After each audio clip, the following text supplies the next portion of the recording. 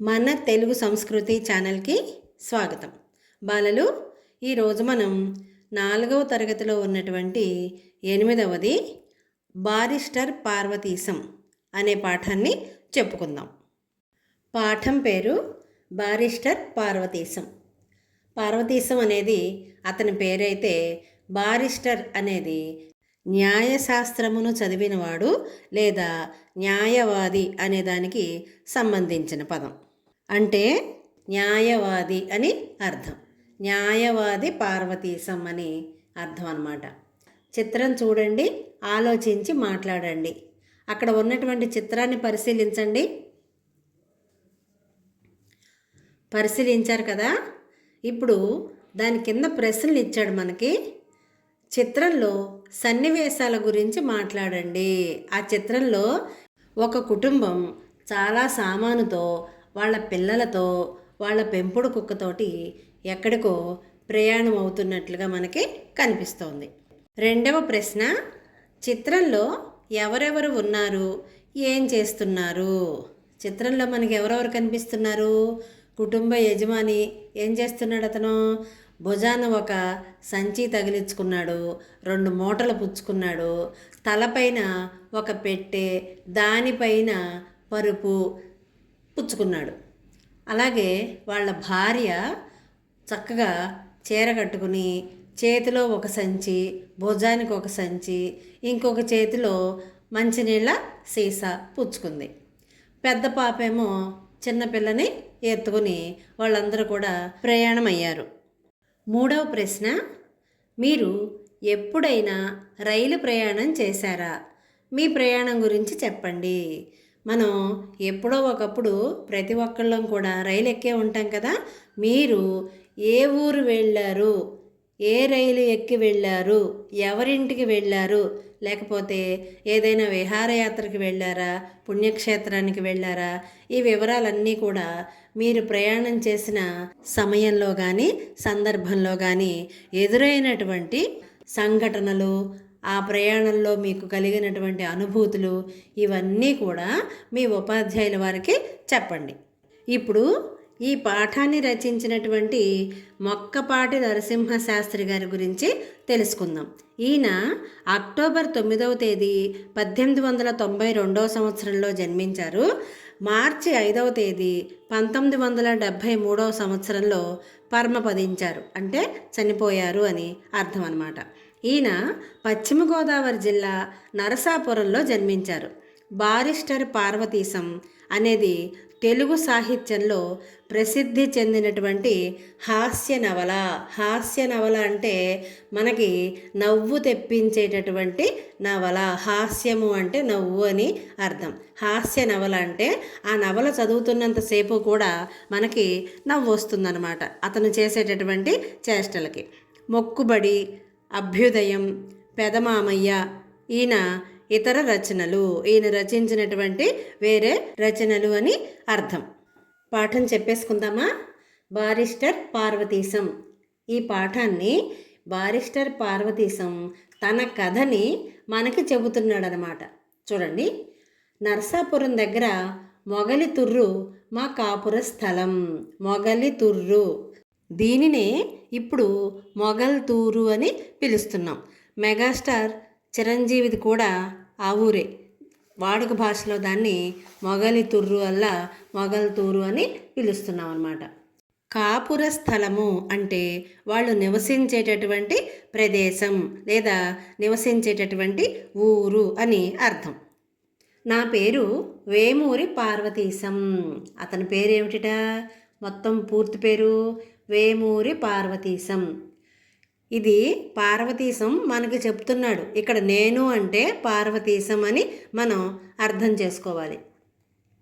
నేను tailor high స్కూలులో 5వ ఫారం వరకు చదువుకున్నాను. 5వ ఫారము అంటే ఇప్పుడు మనం 10వ తరగతి 10th క్లాస్ అంటున్నాం కదా, దాన్ని పూర్వకాలం 5వ ఫారం అని అనేవాళ్ళు.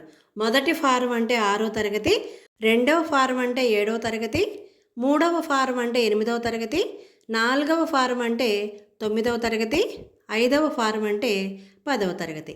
ఇప్పుడు ఈ పార్వతీశం కూడా 5వ ఫారం అంటే 10వ తరగతి వరకు చదువుకున్నాడు. నా స్నేహితుని హితోపదేశంతో ఇంగ్లాండ్ వెళ్ళి బారిస్టర్ చదువుదామని నిశ్చయించుకున్నాను.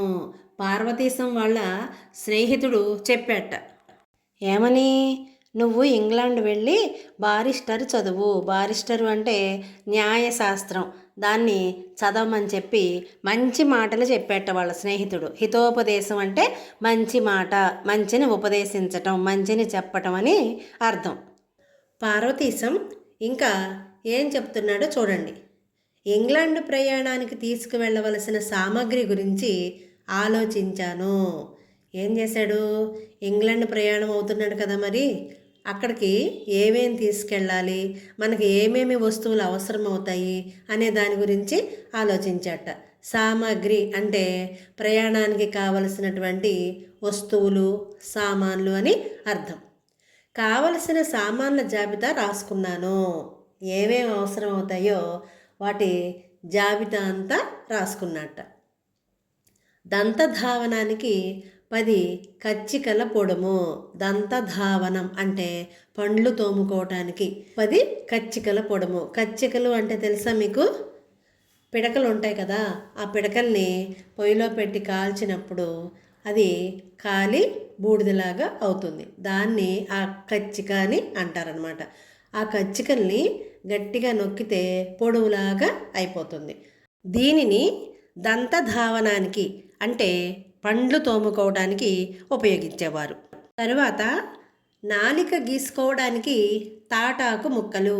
ఇప్పుడంటే ప్లాస్టిక్వి, స్టీల్వి వచ్చినాయి నాలిక గీసుకోవటానికి. పూర్వకాలం తాటాకు ముక్కలనే నాలిక గీసుకోవటానికి ఉపయోగించేవాళ్ళు అనమాట. తలకు రాసుకోవడానికి కొబ్బరి నూనె, తుడుచుకోవడానికి 2 అంగవస్త్రాలు. అంగవస్త్రాలు అంటే మనం తుండు అంటున్నాం కదా, అది తువ్వాలు లేదా తుండు. దేశవాళీ దువ్వెన అంటే చెక్కతో చేసినటువంటి దువ్వెన. బొట్టు పెట్టుకోవడానికి కొబ్బరి చిప్పలో కొంచెం చాదు.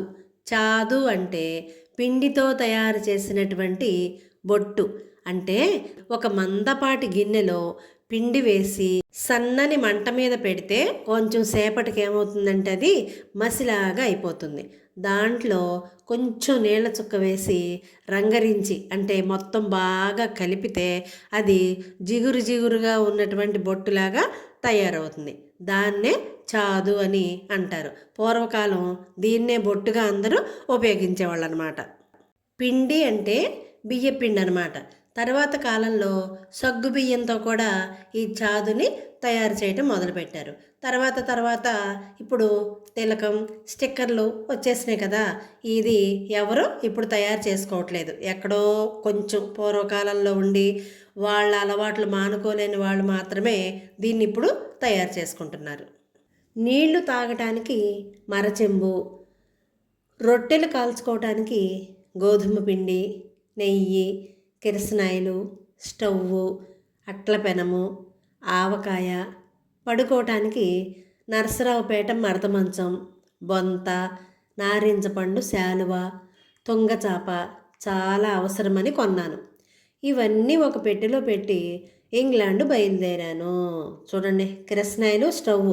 ఇప్పుడంటే గ్యాస్ పొయ్యిలు వచ్చినాయి. పూర్వకాలం కట్టెల పొయ్యి, కుంపటి లేకపోతే ఒత్తులతో ఉన్నటువంటి కిరసనాయిల స్టవ్, తర్వాత కిరసనాయిలు పోసి గాలి కొట్టేటటువంటి స్టవ్ ఇలా ఉండేవన్నమాట. అట్ల పెనము, అట్లు వేసుకోవటానికి పెనం మన అందరిళ్లలో ఉంటుంది, తెలుసు కదా, అది ఆవకాయ. పడుకోవటానికి నరసరావుపేటలో చేయించినటువంటి మడత మంచం, ఒక బొంత. బొంత అంటే ఏంటి? మందంగా ఉండేటటువంటి దుప్పటి లాంటిదనమాట. 4-5 దుప్పట్లను కానీ చీరలు కానీ వాటిని కలిపి కుట్టిస్తే దాన్ని బొంత అని అంటారు. నారింజ పండు శాలువ, నారింజ రంగు శాలువ, తుంగచాప, ఇవన్నీ కూడా చాలా అవసరమని చెప్పి కొన్నట్ట. వీటన్నింటినీ ఒక పెట్టెలో పెట్టి పార్వతీశం ఇంగ్లాండ్ బయలుదేరాడు. రైల్వే స్టేషన్కు చేరుకున్నాను. ఇవన్నీ పట్టుకుని ఆ పెట్టెతోటి సహా రైల్వే స్టేషన్కి చేరుకున్నట్ట. రైలు వచ్చి ఆగింది. ఒకరినొకరం తోసుకుంటూ హడావిడిగా ఎక్కేలోపు నా తల మీద ఉన్న సామాను నా వెనకాల ఎక్కేవారి మీద పడిపోయింది. అతి కష్టం మీద రైలు ఎక్కాను. ఎలాగైతే కష్టపడి ఆ పడిపోయిన సామాను తీసుకుని వాళ్ళకి ఏమీ అనుకోకండి అని చెప్పి సంజాయిషి ఇచ్చుకుని ఎలాగైతే పాపం కష్టపడి పార్వతీశం రైలు ఎక్కాట. నేను సామాను పైన పెట్టుకున్నాను. బస్సులలో, రైళ్లలో సీట్ల పైన సామాన్లు పెట్టుకోవటానికి కింద అడ్డం లేకుండా ఒక అరలాంటిది ఉంటుంది కదా. ఈయన పార్వతీశం తన సామానంతా కూడా దానిపైన పెట్టుకున్నట్ట. హఠాత్తుగా రైలు కదిలింది. ఉన్నట్టుండి ఒక్కసారిగా రైలు కదిలిందట. అలా ఒక్కసారిగా రైలు కదిలేసరికి పార్వతీశం ఏం చేశాడు, నా వెనుక బల్ల మీద కూర్చున్న ఆడమనిషి ఒళ్ళో పడ్డాను. ఏం చేశాడు పార్వతీశం, ఆడమనిషి ఒళ్ళో పడిపోయట ఉన్నట్టుండి రైలు కదిలేసరికి. అక్కడ ఉన్న వాళ్ళంతా కడుపొబ్బ నవ్వారు. ఆ సంఘటన జరిగిన ప్రదేశంలో మనం ఉన్నా సరే అలాగే నవ్వుతాం కదా, అలాగే ఆ రైల్లో ఉన్న వాళ్ళు కూడా నవ్వారట. నాకు ప్రక్క వాళ్ళు కూర్చోవడానికి చోటు ఇచ్చారు. తన పక్కన ఉన్న వాళ్ళు పార్వతీశానికి కూర్చోవటానికి చోటుని ఇచ్చారట. పెట్టె బల్లపై పెట్టాను. తను సామాన్లన్నీ తీసుకున్నటువంటి పెట్టె ఉంది కదా, ఆ పెట్టెని బల్ల మీద పెట్టాట. దాని మీద మడత మంచం పెట్టాను. ఆ పెట్టిపైనేమో మళ్ళీ మడత మంచం పెట్టాట. దాని మీద చాప పెట్టాను. చూడండి, ఒకదాని మీద ఒకటి పేర్చుకుంటూ వెళ్తున్నాడు అనమాట. అక్కడ ఒక గొలుసు కనపడింది. పార్వతీశానికి ఏం కనపడింది రైల్లో? ఇవన్నీ పెట్టిన తర్వాత ఒక గొలుసు కనపడిందిట. ఏం చేశాడు, వెంటనే ఇవన్నీ పడిపోకుండా చాంతాడు వేసి ఆ గొలుసును లాగి బిగించి కట్టాను. మొత్తం ఇవన్నీ సామానంతా పడిపోకుండా, ఎక్కేటప్పుడు సామాను పడిపోయింది కదా, అందుకని ఆ సామాను మళ్ళీ పడిపోతుందేమో అని చెప్పి అదన్నీ పడిపోకుండా చాంతాడు అంటే చేతి తాడు ఒకటి వేసి ఆ గొలుసును లాగి బిగించి కట్టాట. అంతే, రైలు ఆగింది. ఎప్పుడైతే రైల్లో కనబడినటువంటి గొలుసును లాగి బిగించి కట్టాడో వెంటనే రైలు ఆగిపోయింది. ఇద్దరు గార్డులు వచ్చి, ఈ సామాన్లు ఎందుకు ఇలా గొలుసుకు కట్టావు అని పార్వతీశాన్ని అడిగారట. మరి రైల్లో గొలుసు లాగితే అది రైలు ఖచ్చితంగా ఆగిపోతుంది. అది ఎమర్జెన్సీ చైన్ అని అంటారనమాట. అత్యవసర గొలుసు అని అంటారు. అది ఏదైనా ప్రమాదం జరిగినప్పుడు కానీ, అనుకోని సంఘటనలు ఏదైనా జరిగినప్పుడు కానీ, అగ్ని ప్రమాదాలు వచ్చినప్పుడు కానీ, అవి సంభవించినప్పుడు లాగటానికి రైలు ఆపేసి ప్రాణాలు కాపాడుకోవటం కోసం పెట్టినటువంటి గొలుసు. పార్వతీశం ఏం చేశాడు, ఆ గొలుసుని సామాన్లు కట్టడానికి లాగేశాడు. కాబట్టి వెంటనే రైలు ఆగిపోయింది. వాళ్ళు వచ్చి, గార్డులు వచ్చి అడిగారట, ఈ సామాన్లన్నీ ఎందుకెలా గొలుసు కట్టావు నువ్వు అని అడిగారట. పార్వతీశం వాళ్ళతో ఏం చెప్తున్నాడు, రైలు కుదుపునకు కింద పడిపోకుండా జాగ్రత్త కోసం కట్టాను అని చెప్పాట. చూడండి ఎంత జాగ్రత్త పడుతున్నాడో. ఒక రైలుని అతని సామాన్లు పడకుండా ఉండటం కోసం ఆ గొలుసులాగి ఆపేశాడు. ఆ గొలుసు లాగితే రైలు ఆగుతుంది కాబట్టి 50 రూపాయలు జరిమానా ఇవ్వమన్నారు. ఇతనికి తెలియదు ఆ గొలుసు లాగితే రైలు ఆగిపోతుంది అని. అందుకని తెలియదు కాబట్టి ఆ గొలుసు లాగేసి తన సామాన్ని భద్రపరచుకోవడానికి ఉపయోగించుకున్నాడు. ఈలోపు గార్డులు వచ్చి ఏం చేశారు, ఆ గొలుసు లాగితే రైలు ఆగిపోతుంది, అందరికీ అసౌకర్యం కలుగుతుంది, కాబట్టి దీనికి సంబంధించి నువ్వు 50 రూపాయలు జరిమానా ఇవ్వాలి అని చెప్పారట. జరిమానా అంటే ఏంటి, అపరాధ రుసుము అంటారు. మనం ఇంగ్లీష్లో ఫైన్ అంటాం కదా. ఫైన్ అంటే జరిమానా. ఏదైనా తప్పు చేసినప్పుడు దానికి పరిహారంగా కట్టబడేటటువంటి డబ్బు, దాన్నే జరిమానా అని అంటారనమాట. అది 50 రూపాయలు ఇవ్వమని పార్వతీశాన్ని అడిగారట గార్డులు. నా దగ్గర ఏమీ లేదు అని ప్రాధేయపడితే సామానుని గొలుసుకి విప్పివేయమని చెప్పి వెళ్ళిపోయారట వాళ్ళు. అయ్యో నా దగ్గర ఏమీ లేవండి, 50 రూపాయలు నా దగ్గర లేవు అని చెప్పి వాళ్ళని బ్రతిమలాడుకుంటే వాళ్ళు ఆ సామానుని గొలుసుకి విప్ప తీసేసేయి, అట్ట పెట్టద్దు అని చెప్పేసి వెళ్ళిపోయారట. మరునాడు చెన్నపట్నం చేరాను. చెన్నపట్నం అంటే ఏంటి, ఇప్పుడు మనం చెన్నై అంటున్నాం కదా, దాన్నే పూర్వకాలం చెన్నపట్నం, తర్వాత మద్రాసు, ఇప్పుడు చెన్నై అని అంటున్నారు. చెన్నపట్నంలో టోపీలు పెట్టుకున్న వారిని చూసి ఓహో, టోపీ పెట్టుకుంటే గౌరవమేమో అనుకున్నట్ట ఇతను. గౌరవం పెరుగుతుంది టోపీ పెట్టుకుంటే అని అనుకుని ఏం చేశాడు, పెద్ద షాపులో టోపీ కొనుక్కోవచ్చు అని అనుకున్నదే తడవగా షాపులోకి వెళ్ళాట పార్వతీశం. షాపులో పై అంతస్తులో ఆడమనిషి అమ్మే టోపీలు పెద్దవిగా అందంగా కనిపించాయట. ఎవరికి? పార్వతీశానికి. పై అంతస్తులో అమ్మాయి, ఒక స్త్రీ అమ్మేటటువంటి టోపీలు చాలా పెద్దవిగా అందంగా కనిపించాయట. నాకు ఒక టోపీ కావాలన్నాను. వెళ్ళి ఆ అమ్మాయి దగ్గరికి వెళ్ళి నాకు ఒక టోపీ కావాలని అడిగట. నాకు నచ్చిన ఖర్జూర పాకులతో అల్లిన పెద్ద టోపీ కొన్నాను. అక్కడ ఖర్జూరపు ఆకులతో అల్లినటువంటి ఒక పెద్ద టోపీని ఆ స్త్రీ దగ్గర నుంచి కొనుక్కున్నట్ట. నా వెనకాల ఉన్న దొరసాని ఒకటే నవ్వు. నా వెనకాల ఉన్నారు ఎవరో, ఒక దొర, వాళ్ళ దొరసాని అంటే భార్యాభర్తలు అనమాట. తెల్లజాతికి చెందినటువంటి అంటే ఆంగ్లేయులు అనమాట. వాళ్ళనే తెల్లజాతి వాళ్ళు అని అంటాం. ఆ తెల్లజాతికి సంబంధించినటువంటి స్త్రీ పురుషులిద్దరూ కూడా ఒకటే నవ్వుతున్నారట ఈ పార్వతీశం అమ్మాయిల టోపీ కొనుక్కున్నందుకు. బసకు చేరుకున్నాక అక్కడ ఉన్నాయన ఆ టోపీ చూసి ఒకటే నవ్వు నవ్వి, ఏమయ్యా, ఆడవాళ్ళు పెట్టుకునే టోపీ కొన్నావు అన్నాడు. బస అంటే పార్వతీశం ఎక్కడైతే ఉండాలి అనుకుంటున్నాడో ఆ ప్రదేశాన్ని బస అని అంటారనమాట. అంటే నివాసం ఉండేటటువంటి ప్రదేశం లేదా చోటు.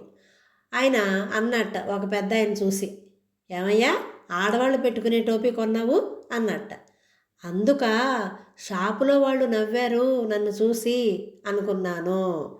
ఈ ఆడవాళ్ళు పెట్టుకునే టోపీ కొన్నందుకైనా వాళ్ళందరూ నన్ను చూసి నవ్వారు అనుకున్నట్ట. కొలంబోలో నాకు తెలిసిన వాళ్ళ కోసం అని చెప్పాను. చూడండి, తెలివిగా ఏం చేశాడు, నా కోసం కాదు, కొలంబోలో నాకు తెలిసిన వాళ్ళు ఉన్నారు, వాళ్ళ కోసం కొన్నాను అని చెప్పాట పార్వతీశం. తర్వాత రైలు ఎక్కి విశ్రాంతిగా కూర్చున్నాను. రైలు ఎక్కేశాడు, మళ్ళీ ఎక్కి ప్రశాంతంగా కూర్చున్నట్ట. ఈ ప్రయాణంలో అప్పుడే పరిచయం అయిన వ్యక్తి నన్ను, నా సామాన్లను చూసి నవ్వాడు. ఈ ప్రయాణంలో మనం రైలు ప్రయాణం కానీ బస్సు ప్రయాణం కానీ ఎక్కడైనా సరే ప్రయాణించేటప్పుడు మన పక్కన కూర్చున్న వారితోనో ఎదురుగుండా కూర్చున్న వాళ్ళతోనో పరిచయాలు ఏర్పడతాయి కదా. మీరు ఎక్కడికి వెళ్తున్నారు, ఎవరింటికి వెళ్తున్నారు, ఏ పని మీద వెళ్తున్నారు, ఇలా మాటలు కలుపుకుని మాట్లాడుకుంటారు. అట్లాగే ఈ పార్వతీశానికి కూడా ఒక వ్యక్తి పరిచయం అయ్యాట. పరిచయం అయ్యి అతన్ని అంటే పార్వతీశాన్ని, అతని సామాన్లని చూసి నవ్వాట. తూత్తుక్కూడిలో రైలు ఆగింది. మద్రాసులో అంటే చెన్నపట్నంలో ఉన్న పేర్లన్నీ కూడా అరవ భాషకి అంటే తమిళ భాషకి సంబంధించినవి కదా. మన పేర్లకు మళ్ళీ అక్కడ పేర్లు ఉండవన్నమాట. తూత్తుక్కూడి అనే ప్రదేశంలో రైలు ఆగిందిట. కొలంబో పోయేవాళ్ళు దిగండి అని అరుస్తున్నారట ఆ రైల్లో.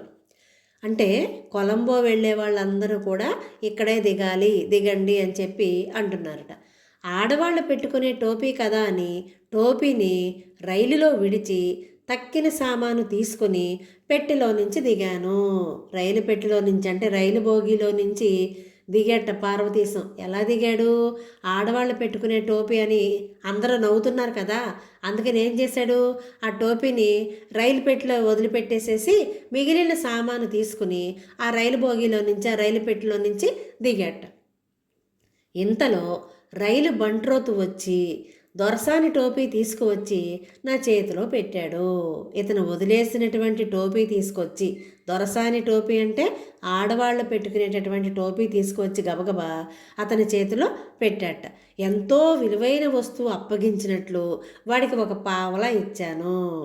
ఇతను కావాలనే వదిలేశాడు ఆ టోపీని, కానీ అతను మళ్ళీ బంట్రోతు తీసుకొచ్చి గబగబా ఇచ్చేసరికి చాలా విలువైన వస్తువు ఇచ్చినట్లుగా వాడికి ఏం చేశాట, ఒక పావలా ఇచ్చాట. పావలా అంటే 25 పైసలు అనమాట.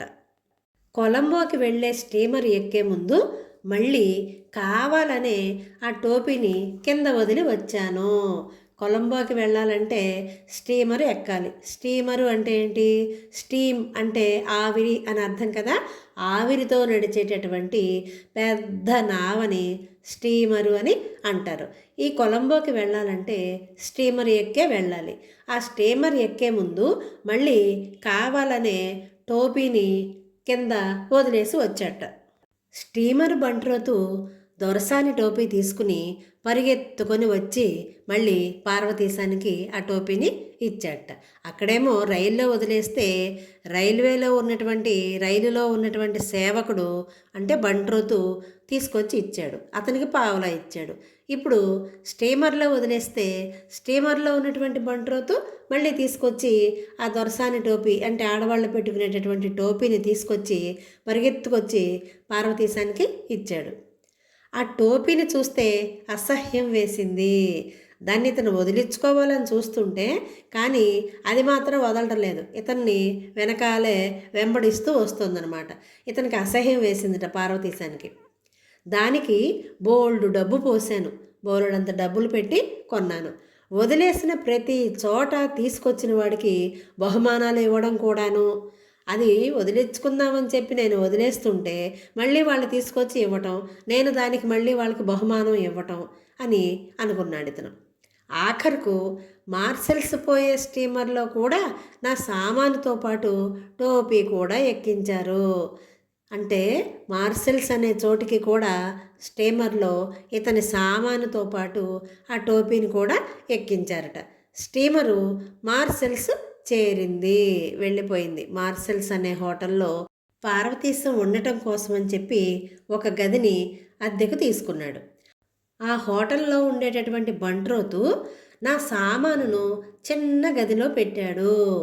పార్వతీశాన్ని అతని సామానుని తీసుకుని ఆ మార్సెల్స్ హోటల్లో ఉండేటటువంటి బంట్రోతు అంటే సేవకుడు మొత్తం తీసుకెళ్ళి అన్నీ ఒక చిన్న గదిలో పెట్టాట. ఆ గది ముందు కటకటాల తలుపులు ముడవటానికి వీలుగా ఉన్నాయి. గది బాగా చిన్నదిగా ఉంది. చూడండి, ఆ గది ముందు కటకటాల తలుపులు అంటే ఇక్కడ మనకి చిత్రంలో కనిపిస్తోంది కదా. మామూలుగా పై అంతస్తులకి వెళ్ళటానికి మెట్లు ఎక్కకుండా మనం లిఫ్ట్ అనేది వాడతాం కదా. ఇతను చెప్పేటటువంటి చిన్న గది, ముడుచుకోవడానికి వీలుగా ఉండేటటువంటి తలుపులు, కటకటాల తలుపులు అని చెప్పేది ఈ లిఫ్ట్ గురించేనమాట. ఆ లిఫ్ట్ను చూసి పార్వతీశం ఏమనుకుంటున్నాడు? ఇంత చిన్న గదిలో ఉండటం ఎలాగో అనుకున్నట్ట. గది ఏమో చూస్తే చిన్నదిగా ఉంది, నా సామాన్లు బోళ్ళు ఉన్నాయి, ఈ చిన్న గదిలో నేను ఎలా ఉండాలి అనుకుంటున్నట్ట. ఆ చిన్న గదిలో దీపం వెలిగించారు. పైన కనిపిస్తోంది కదా మనకి చిత్రంలో, దీపం అంటే లైట్ వెలుగుతోంది. ఇంత పెద్ద హోటల్లో ఇంత చిన్న గదులేమిటో. హోటల్ చూస్తేనేమో పెద్దగా ఉంది, కానీ ఇంత చిన్న చిన్న గదులు ఉన్నాయేమిటో అనుకున్నట్ట. ఒకవేళ నన్ను చూచి లోకువ కట్టి ఇంకొకళ్ళకి పనికిరాని చిన్ని గది నాకు ఇచ్చారేమో అనుకున్నట్ట. ఇతను పల్లెటూరు నుంచి వెళ్ళాడు కదా. ఇంత పెద్ద పట్టణంలో నాకేమీ తెలియదు అనుకుని నన్ను చిన్నతనంగా చూస్తూ ఎగతాళి చేస్తూ వేరే వాళ్ళకి పనికిరానటువంటి ఈ చిన్న గదిని నాకు ఇచ్చారేమో అనుకుంటున్నట్ట మన పార్వతీశం. ఈ చిన్ని గదిలోకి నేను రాను అన్నట్ట. ఆ బంట్రోత్ ఉన్నాడు కదా, ఆ బంట్రోత్ తోటి అన్నట్ట, ఈ చిన్ని గదిలోకి నేను రాను. నా సామాను ఆ చిన్ని గదిలో పెట్టిన బంట్రోతు రమ్మన్నాడు. ఏమన్నాడు? సామాను పెట్టేసేసి ఆ చిన్ని గదిలోకి ఆ బంట్రోతు రమ్మన్నట్ట పార్వతీశాన్ని. ఈ గది అయితే నాకు అక్కర్లేదు, ఇంకొక హోటల్కి వెళ్తాను అన్నాను. ఈ చిన్న గది అయితే మాత్రం నాకు వద్దు, నేను ఇంకో హోటల్కి వెళ్తాను అన్నట్ట పార్వతీశం. వాదించి లాభం లేదనుకున్నాడు బంట్రోతు. నాతో మాట్లాడటం, వాదించటం ఇక లాభం లేదు అనుకుని బంట్రోతు ఏం చేశాడు? నన్ను చేయి పట్టుకుని బలంగా చిన్ని గదిలోకి లాగి తలుపు వేశాడు. ఆ లిఫ్ట్లోకి, ఆ చిన్న గదిలోకి, పార్వతీశం భాషలో చెప్పాలంటే ఆ చిన్న గదిలోకి అంటే లిఫ్ట్లోకి గట్టిగా పార్వతీశం చెయ్యిని పట్టుకుని బలంగా లాగి తలుపు వేసేసాట. తలుపు వేసి వెయ్యడంతో గది అంతరిక్ష మార్గంలోకి ఎగిరిపోయింది. ఎప్పుడైతే బంట్రోతు నన్ను ఆ చిన్ని గదిలోకి లాగి తలుపు వేశాడో వెంటనే ఆ గది అంతరిక్ష మార్గంలోకి గాల్లోకి ఎగురుతున్నట్లుగా అనిపించింది, ఎగిరింది. నేను హడిలిపోయి కెవ్వుమన్నాను. హడిలిపోయి అంటే చాలా భయపడిపోయాను నేను. అలా గాల్లోకి అంటే అంతరిక్ష మార్గంలోకి ఎగిరిపోవటంతో నేను హడిలిపోయి భయపడిపోయి కెవ్వుమని అరిచాను. గది ఆగింది, అంటే లిఫ్టు ఆగిందనమాట. బంట్రోతు తలుపు తీసి బయటకు రమ్మన్నాడు. ఆ బంట్రోతు ఏం చేశాడు, ఆ చిన్ని గది యొక్క అంటే లిఫ్ట్ యొక్క తలుపులు తెరచి బయటికి రమ్మని చెప్పి పార్వతీశంతో అన్నట్ట బంట్రోతు.